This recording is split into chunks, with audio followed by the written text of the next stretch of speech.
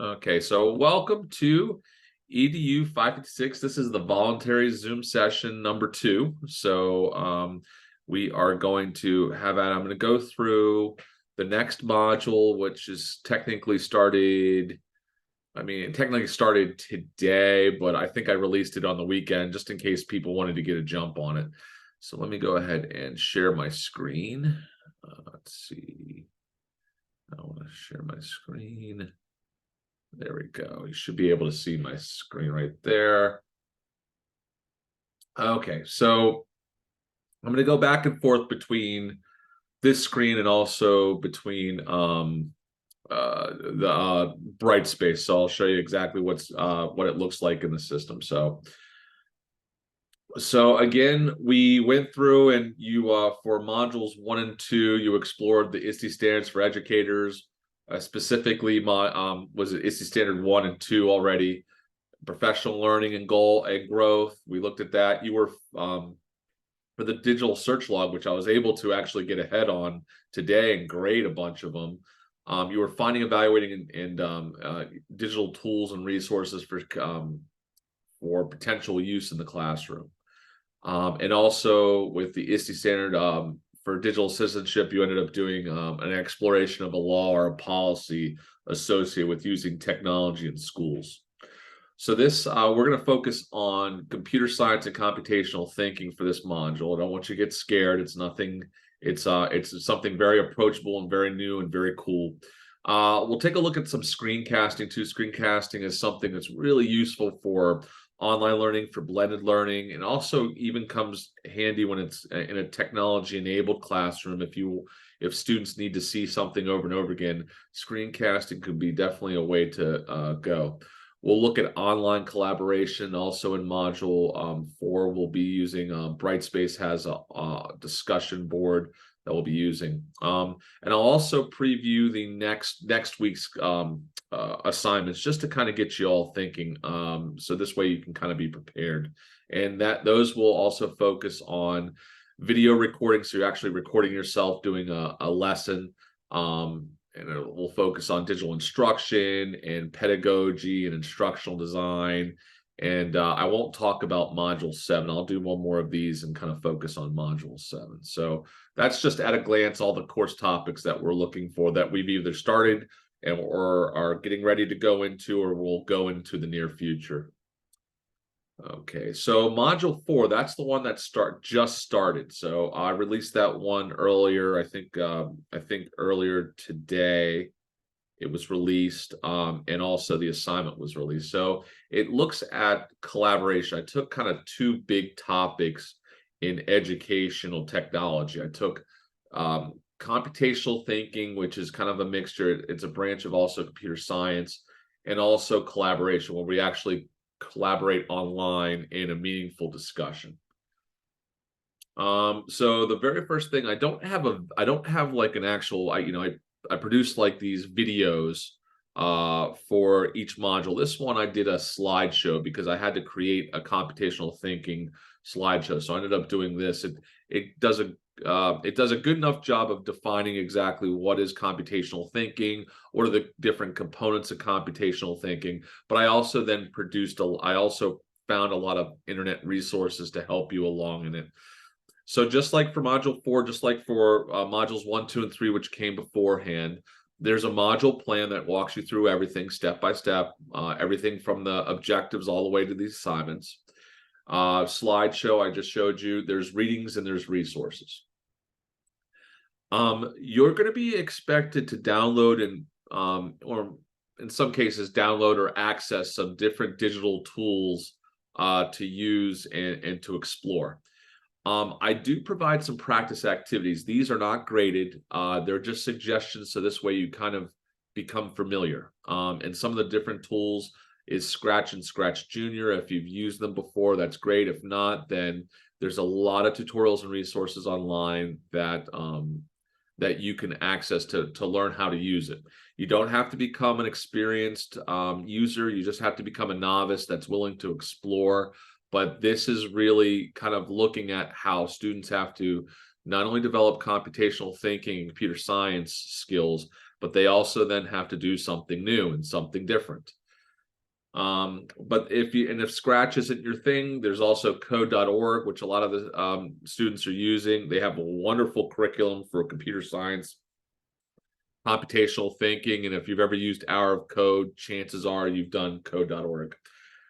If you're an artist or you like, you ever thought about doing any digital art, Tinkercad was computer assisted design. You could pick that one, or Microsoft Code is also a free tool that you can use for introduction to coding. So they kind of sound very ominous, very complex. No, these are rudimentary skills to learn inside of coding.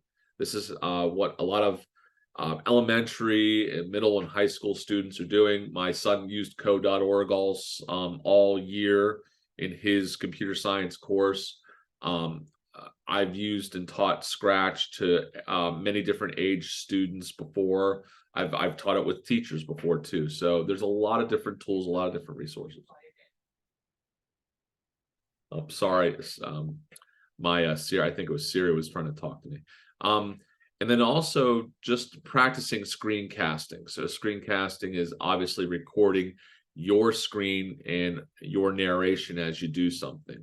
You don't have to be a professional, you don't have to be super skilled, but it is nice to kind of have that experience. So that's kind of like a walkthrough of Module 4. So let me go ahead and talk about, I know that a lot of you are starting to say, okay, where's the assignment at? Okay, so here's the assignment. It's actually 2 parts. So the first one, part 1, is a hands-on application. I'm a big proponent of student agency and learner agency. That is, I empower you to I want to provide you with choices and options. If one of those tools doesn't seem like it interests you, maybe another tool interests you. So I provide you with 4 options. You can pick any one of them. You don't have to do all 4. You can select one of these tools. What I want you to do is I want you to pick one of the tools, explore it, and do an activity with it. You can create something, you can build something, you can explore something, you can do an activity. There's a lot more specific directions inside of Brightspace. I'm trying to just give you a brief little overview here. But what you're going to do is part 1, you're actually going to not only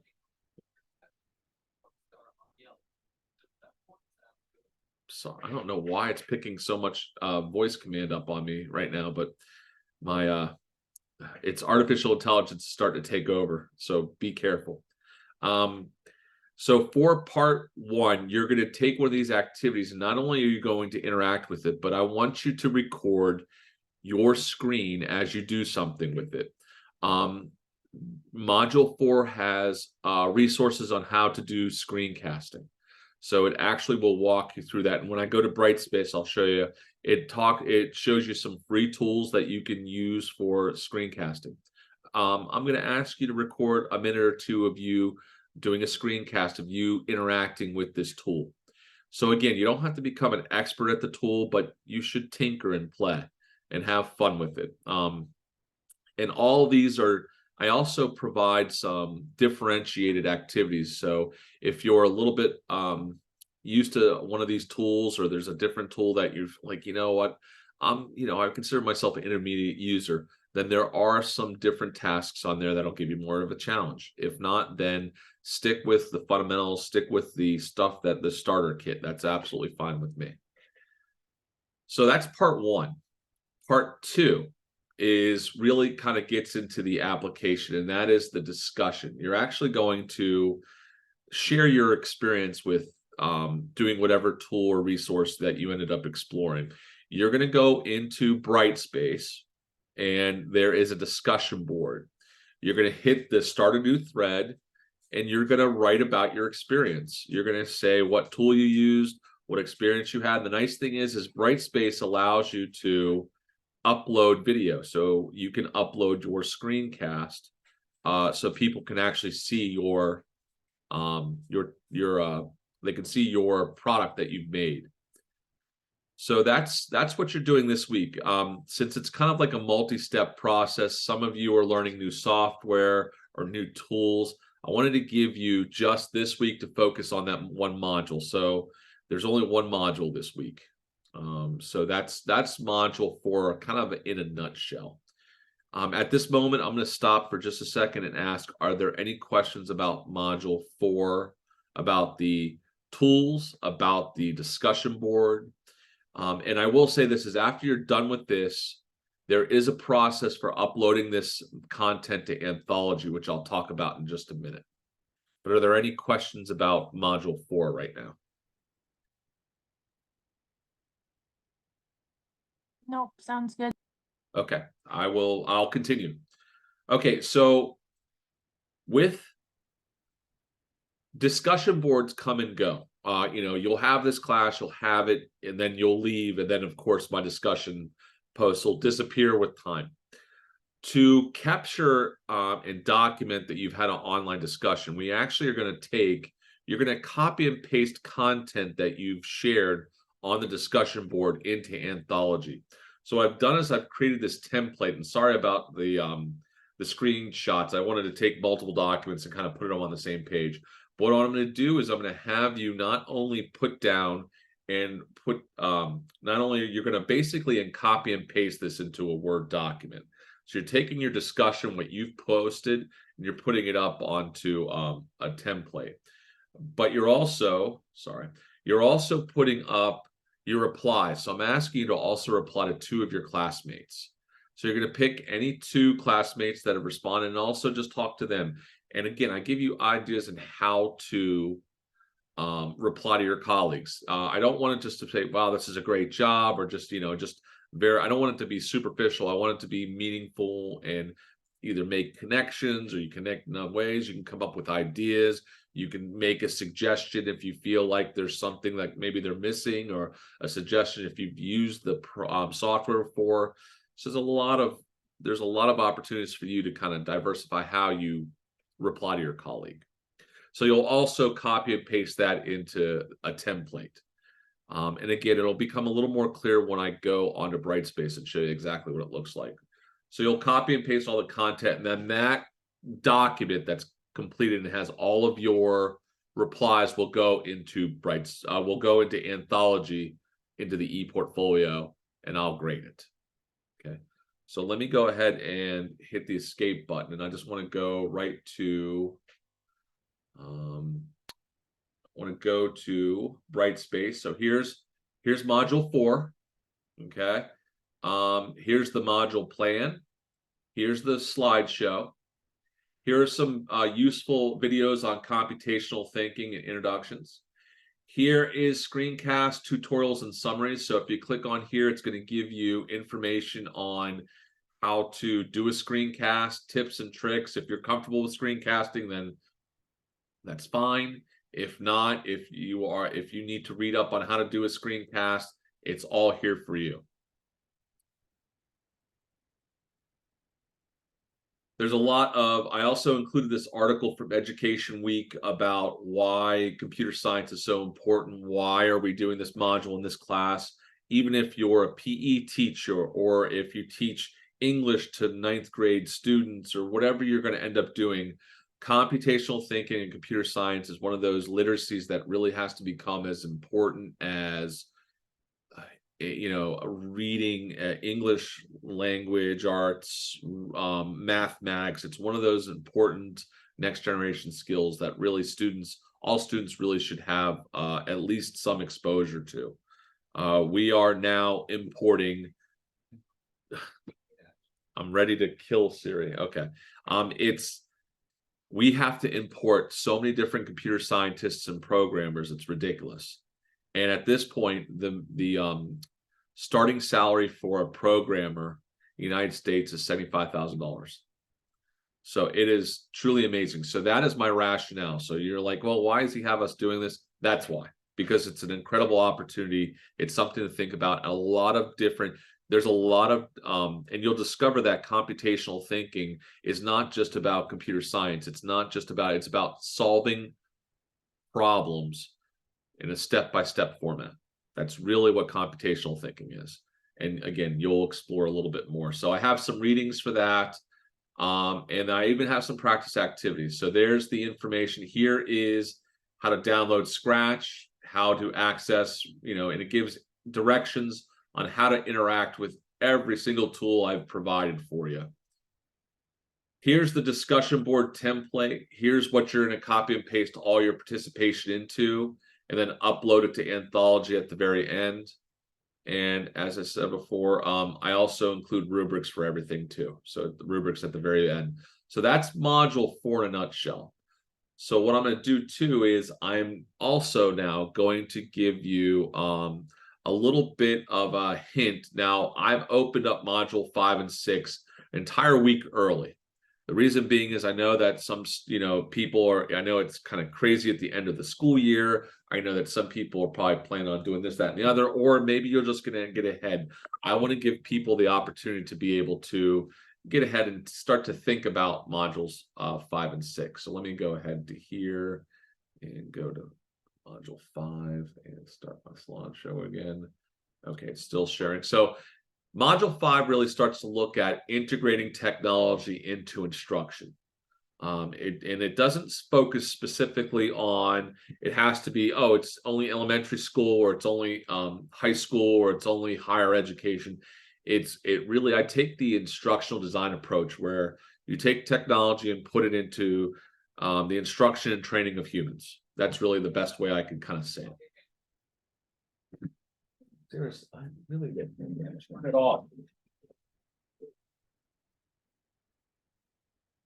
Sorry, I'm turning off my. I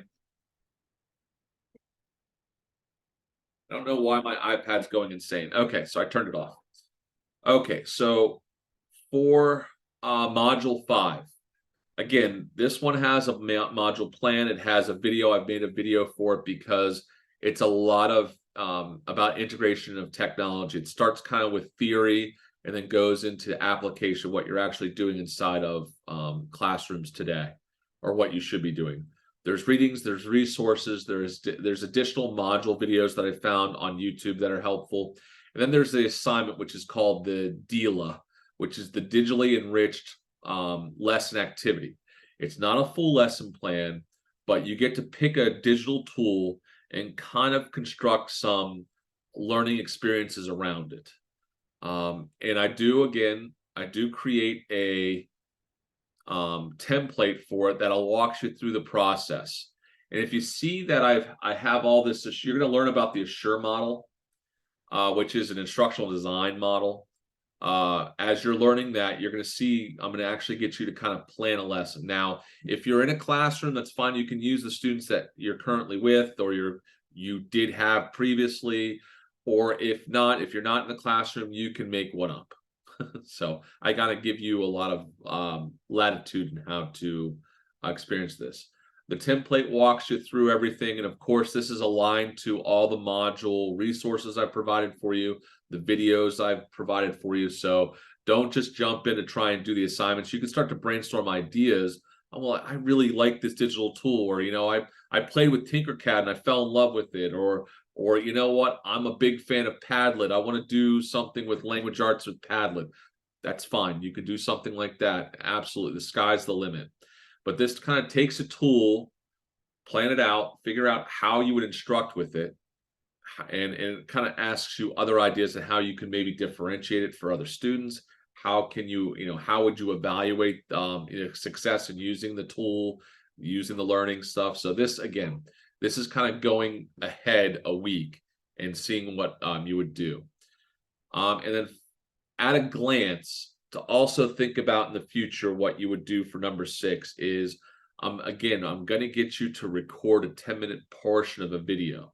It could be a part of a class that you actually, if you're teaching a class, it's fine. You could do a 10-minute video of a class, just a small, you could do a small group, you could do a single student, or again, if you don't have access to a classroom, you can obviously bribe a spouse or a significant other or a friend to just act as a student.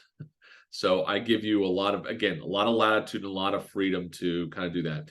You're going to teach them using the digital tool. It doesn't have to be something doesn't have to be the tool that you used for module 5. It could be a different tool if you'd like. But there's a little more freedom with this one. You pick a tool, you share a little bit of information about what's this current, like, what's the student population you're teaching, what grade, you know, when you do this instruction, like what type of ISTE standards are you going to address in your lesson? And then you're going to record it. I don't want you to feel like you have to put on some sort of elaborate show. I want you just to teach, use the tool, set up the camera. In fact, the module also will have suggestions on how to do video recording. You can use your cell phone. You can use, well, and you're not going to use my iPad because it's acting up, but you can use a laptop, a web camera, find something that you can record your voice and your teaching. You can position it to where I can see you and the screen. I will say this: if you use a classroom, try to avoid recording students' faces, unless you have absolute crystal clear permission from the parent and administrator to record with while seeing them. You can have them off screen talking. I don't mind. It's just when you have the visual element of them walking into the screen. You can just focus on recording yourself in the LCD projector, you and the computer, whatever you're doing, just try and focus on, the main focus is on you and teaching at that moment. Although the focus should always be on the student. In this case, we have to just respect their privacy. So you're going to record about a 10-minute portion of the video. What you're going to do is then, again, the module will kind of walk you through how to then, I even give you access to a cool tool that's free to actually take 10 minutes of it. And I want you to cut it down to 4 minutes. I want you to cut away all the, I want you to find the best 4 minutes of that lesson. And I want you to only share 4 minutes with me. I know that's torture, but that has a purpose for, in the future, if you're going to become a nationally board certified teacher, I know they do video assessments and they have to have specific criteria. If you're becoming a teacher for the first time and you're going to become a student teacher, they do EdTPA, which is video-based assessment. You have to record a certain portion of your lessons. So this is actually good practice for the future in recording yourself. And of course, you're going to reflect upon the learning experience, which is an absolute valuable practice and tool for instruction. So I'm kind of giving you a hint to what's coming up in the next week. So this way you can start to prepare and think about it now. So that's really all I had for tonight. I want to go ahead and hit the escape button, and I'm going to answer any questions that you may have about any of modules 4 or 5, and I gave you a hint to 6. Are there any questions that you might have?